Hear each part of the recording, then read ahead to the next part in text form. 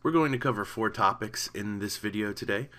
The first one will be how to open the Smart Exchange when you're in Smart Notebook 11. The second will be how to open the tutorial that comes with Smart Notebook 11.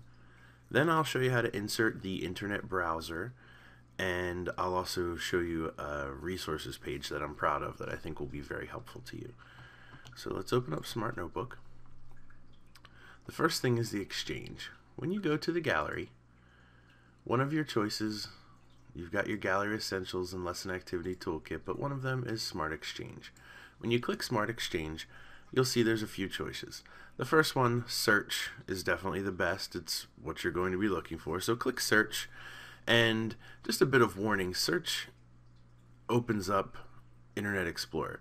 Now, if you're okay with using Internet Explorer, then that's fine. My default browser is Google Chrome, but it still opens up Internet Explorer. Once you get to the Smart Exchange, you can search by subject. You can also search by grade or file type if that's what you're interested in. Different file types would be, say, 3D content, PDFs, table activities, response question sets, or just regular notebook lessons. So search any way you like, and you can really search for just about anything you like.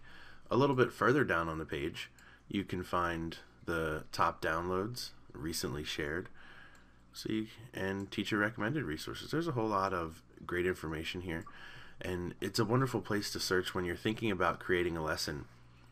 You should always look here because someone may have already created that lesson, and it would save you a lot of time. And sometimes the lesson quality is a lot nicer than I could create. So hopefully you can find something that's beautiful for your students. I'm just going to go ahead and close the Exchange. The next thing I wanted to talk about was how to get to the tutorial. Now, it's super simple. If you just click Help, the second choice is Tutorial.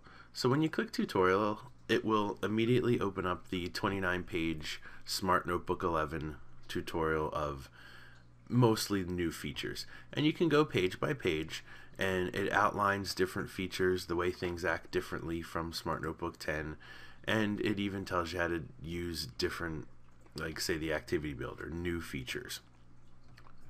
It is a wonderful tutorial, and I highly recommend it.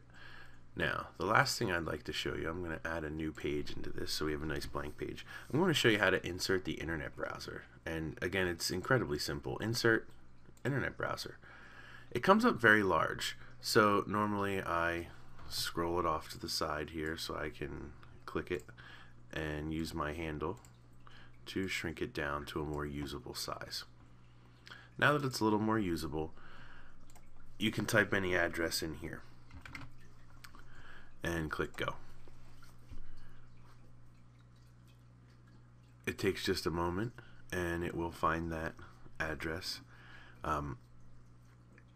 You'll find that it is a much lower quality than what you would have if you just opened up a link in your regular browser. Sometimes this could be very useful.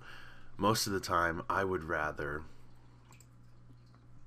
share a link with my students this way. I would copy the link from my browser and just go ahead and paste it right in there.